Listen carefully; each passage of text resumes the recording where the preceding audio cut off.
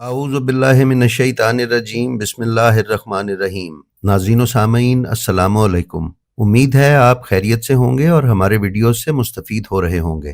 ناظرین، ہمارا آج کا عنوان ایک متنازع مسئلے پر ہے۔ اس مسئلے پر معاشرے میں علمی بصیرت رکھنے والے خواتین و حضرات آپس میں تبادلہ خیال کرتے رہتے ہیں۔ اکثر اس موضوع کے جزیات کو نظر انداز کر دیا جاتا ہے اور درست نتائج سے چشم پوشی اختیار کی جاتی ہے۔ اس لیے ہم نے یہ مناسب خیال کیا کہ آج کی اس ویڈیو میں اس موضوع پر مکمل معلومات آپ کی خدمت میں پیش کی جائیں، تاکہ اگر کسی جگہ حوالہ دینے کی ضرورت محسوس ہو تو یہ ویڈیو آپ کی دسترس میں رہے۔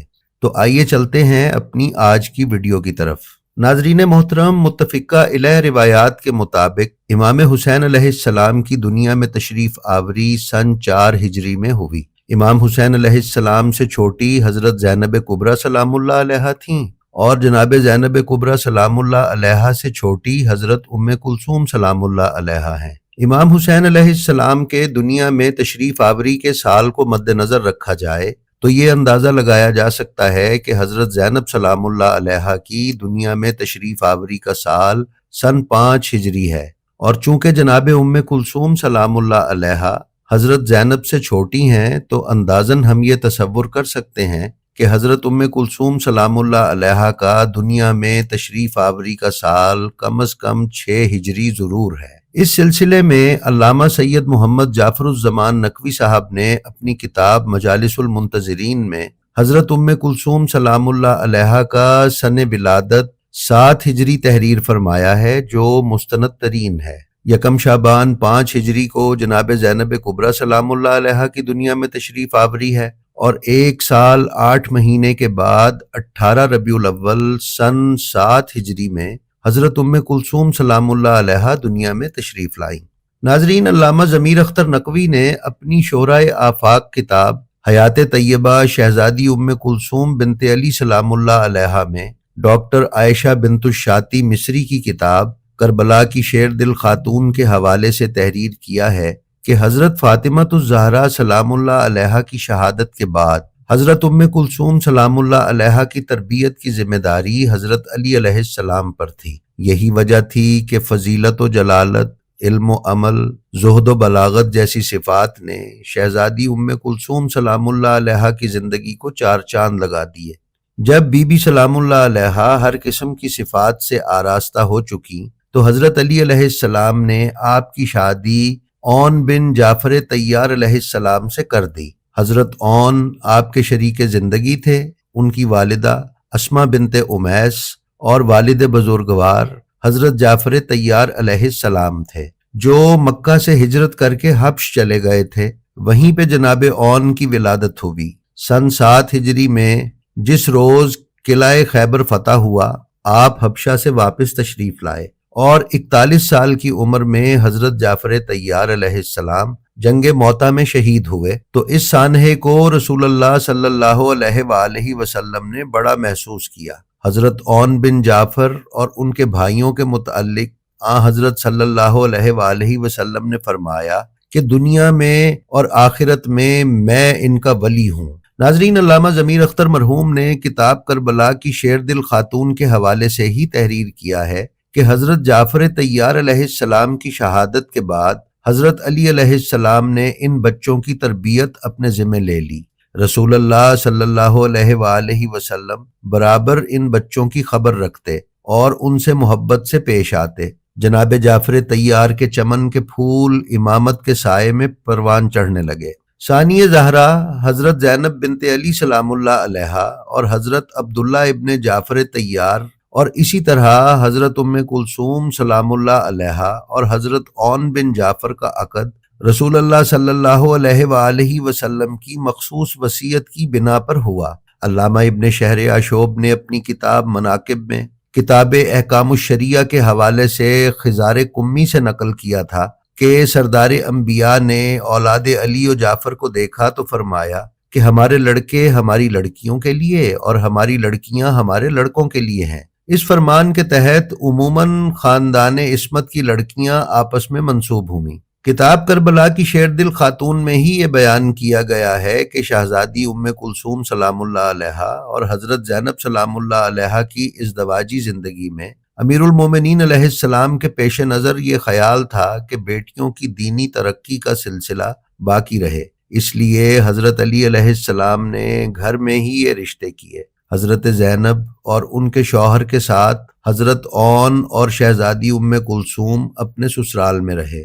ناظرین، کتاب ذخیرۃ الدارین میں بھی یہ بیان کیا گیا ہے کہ رسول اکرم صلی اللہ علیہ وآلہ وسلم کی شہادت کے بعد جناب جعفر طیار علیہ السلام کے بچے اپنے چچا علی کے ساتھ رہے اور جنگوں میں شریک ہوئے۔ جناب اون بن جعفر کی شادی امیر المومنین علیہ السلام نے اپنی بیٹی ام کلثوم سے کی۔ یہ ام کلثوم جناب فاطمۃ الزہرا سلام اللہ علیہا کی دوسری صاحبزادی تھیں۔ ناظرین، اس ضمن میں آپ کو یہ یاد رکھنا چاہیے کہ کئی مورخین نے بی بی زینب کبریٰ سلام اللہ علیہا کی کنیت بھی ام کلثوم کبریٰ تحریر کی ہے۔ اس لحاظ سے بی بی ام کلثوم چھوٹی ام کلثوم یعنی ام کلثوم صغریٰ کہلاتی ہیں۔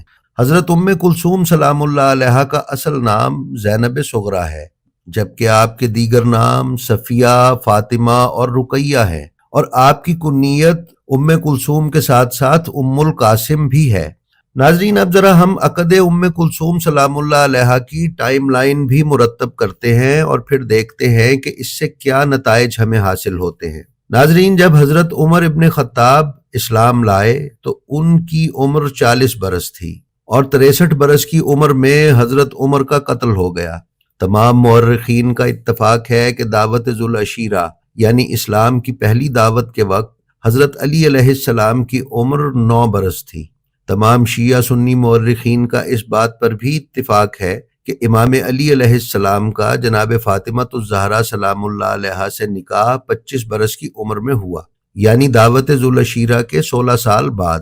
حضرت عمر بن خطاب دعوت ذوالعشیرہ کے 7 سال بعد اسلام لائے، یعنی جب انہوں نے کلمہ پڑھا تو اس وقت امام علی علیہ السلام کی عمر مبارک 16 برس تھی۔ حضرت عمر کے اسلام لانے کے 9 برس کے بعد امام علی کا نکاح بحکم خدا جناب فاطمۃ الزہرا سلام اللہ علیہا سے ہوا، یعنی 25 برس کی عمر میں۔ اس طرح جب امام علی کی شادی ہوئی تب حضرت عمر 49 برس کے تھے۔ تمام اسلامی مورخین نے یہ بھی لکھا ہے کہ امام علی کی شادی کے 1 سال کے بعد امام حسن کی ولادت باسعادت ہوئی اور 2 برس بعد امام حسین علیہ السلام دنیا میں تشریف لائے۔ پھر شادی کے 4 برس کے بعد سیدہ زینب سلام اللہ علیہا کی ولادت باسعادت ہوئی۔ اہل سنت مورخین کے مطابق جناب ام کلثوم بنت امام علی جناب زینب کبریٰ سلام اللہ علیہا کے 2 سال کے بعد دنیا میں تشریف لائیں، تو بی بی ام کلثوم سلام اللہ علیہا کی ولادت پر حضرت عمر خطاب کی عمر 55 یا 56 برس تھی۔ جناب ام کلثوم سلام اللہ علیہا کی ولادت کے ٹھیک 8 سال بعد یعنی 63 سال کی عمر میں حضرت عمر قتل ہو گئے۔ اہل سنت تاریخ دانوں کے مطابق عقد ام کلثوم حضرت عمر کے مرنے سے 3 سال پہلے ہوا، اور سب نے یہ بھی لکھا ہے کہ اس مبینہ نکاح سے حضرت عمر کے ہاں ام کلثوم سے ایک بیٹا بھی پیدا ہوا جس کا نام زید بن عمر تھا، یعنی شادی کے وقت ام کلثوم کی عمر 5 برس ہوئی۔ ناظرین، عقلی اور منطقی قانون کے تحت 5 برس کی عمر میں اور بلوغت سے پہلے کسی بچی کی شادی کا ہو جانا اور اس سے ایک بچہ پیدا ہو جانا خلاف فطرت اور ایک ناممکن عمل ہے۔ ناظرین، یہاں سوال یہ پیدا ہوتا ہے کہ مورخین اور کتابیں لکھنے والوں نے ٹھوکر کہاں اور کیسے کھائی، تو اس پر بھی ایک نظر ڈال لیتے ہیں۔ کامل ابن اسیر نے اپنی کتاب میں بیان کیا ہے کہ حضرت عمر کی زمانہ جاہلیت سے ایک زوجہ تھی جس کا نام ام کلثوم بنت جردل خزائیہ تھا، جس سے ایک بیٹا زید بن عمر پیدا ہوا، اور دونوں ماں بیٹا نے دور معاویہ میں بیک وقت وفات پائی۔ تفسیر کبیر جلد 8 صفحہ 191 اور شرح صحیح بخاری قسطلانی نے جلد 2 صفحہ 349 پر بیان کیا ہے کہ صلح حدیبیہ کے بعد حضرت عمر نے ام کلثوم بنت عقبہ بن ابی معیط سے عقد کیا۔ ان دونوں روایات سے یہ ثابت ہوتا ہے کہ حضرت عمر کے ہاں ام کلثوم نام کی 2 بیویاں تھیں۔ نیز یہ کہ اہل سنت مورخین نے حضرت عمر کی زوجہ ام کلثوم کی وفات دور معاویہ میں بیان کی ہے، جبکہ مسلمہ روایات کے مطابق حضرت ام کلثوم بنت علی سلام اللہ علیہ کا کربلا میں ثابت ہونا اظہر من الشمس ہے۔ لہٰذا اس سے ثابت ہوتا ہے کہ جن ام کلثوم سے حضرت عمر کا نکاح ہوا وہ ام کلثوم بنت علی نہیں بلکہ کوئی دوسری ام کلثوم ہے۔ ناظرین، اب ہم آپ سے بیان کرتے ہیں کہ حضرت عمر کی تیسری زوجہ جن کا نام ام کلثوم ہے وہ کون ہے، اور اسی کی وجہ سے مورخین کو حضرت ام کلثوم بنت علی سلام اللہ علیہ پر اشتباہ ہوا ہے۔ تاریخ ابن کامل جلد 3 صفحہ 23، تاریخ طبری جلد 3 صفحہ 270، اسماع الرجال المشکات شریف صفحہ 115،